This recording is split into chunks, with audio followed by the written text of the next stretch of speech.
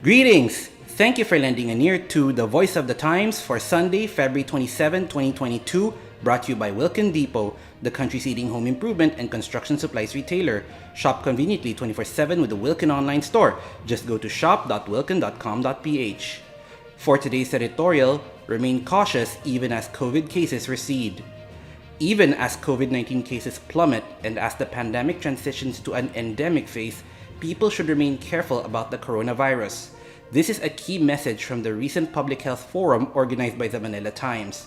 This is also a timely, if not prudent, reminder as people return to their normal routines and as the political events gather steam ahead of the elections in May. At the forum, Undersecretary Dr. Maria Rosario Vergere of the Department of Health emphasized that the Philippines is merely in transition. The country is not yet in the endemic phase. Even if the country were there already, COVID-19 cases may resurge if new variants were to appear, the health undersecretary said.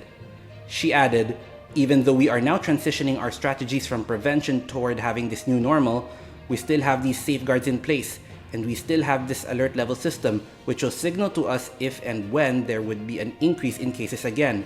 We would be prepared to manage that. Dr. Vergere reminded people to get their vaccine or booster as soon as they are eligible. People should continue to avoid crowds whenever possible. This applies to attending campaign rallies and similar gatherings. And if physical distancing is impractical, people should wear their masks properly. Fortunately, vaccine hesitancy among Filipinos is also falling. More people seem to be realizing what health experts have been saying all along, that vaccines are safe. The number of Filipinos who have been fully vaccinated is rapidly approaching 60%, although Metro Manila, which accounts for a third of gross domestic product, is even higher.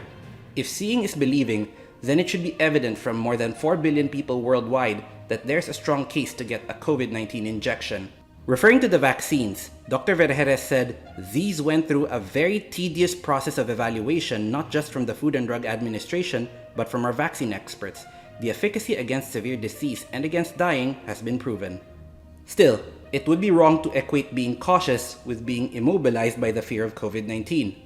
As we said before, the Philippines, along with the rest of the world, has to learn how to live with the coronavirus. In fact, it can even be argued that restrictions could be relaxed further to allow for faster economic recovery, but people should not be complacent. As we see in Hong Kong, there are places where the Omicron variant is still surging. In fact, Filipino workers there are suffering from that right now. And as Dr. Vergere repeatedly said, new variants can still emerge, perhaps from some corner of the world where the vaccination rate remains low. This suggests that the Philippines should add its voice to those calling for global vaccine equity. Ironically, vaccine hesitancy triggers protests in North America and Western Europe, while countries in Africa still struggle to secure enough vaccine doses. Our collective COVID-19 experience thus far reminds us all that no one is safe unless the whole world realizes herd immunity. Also, Dr. Vergere mentioned there is no predetermined evolution of viruses, and that the next variant might be more deadly than what we have dealt with so far. For example, she pointed out that the Delta variant was deadlier than the earlier mutations of the coronavirus. And even though the Omicron variant seemed relatively milder, it was still concerning to see people fall ill despite having contracted COVID-19 before. This suggests that this variant may be resistant, at least partly, to the available vaccines. Of course, this has to be confirmed by peer-reviewed medical studies. This bears mentioning because we have to avoid the nightmare scenario where the next variant was both more virulent and resistant to vaccines. Again, the point here is not to alarm people or argue for postponing recovery. Instead, economic realities, coupled with pandemic fatigue, make people take risky actions. Not moving forward with recovery is a poor option.